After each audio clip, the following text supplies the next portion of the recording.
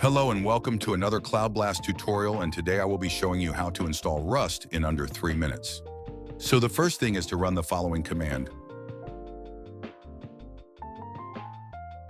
Now wait for everything to install. It might take a while and the installation parts will be speed up.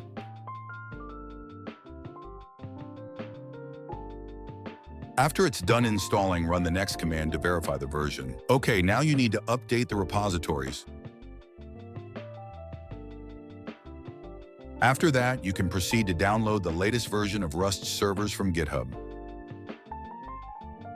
Now unzip it.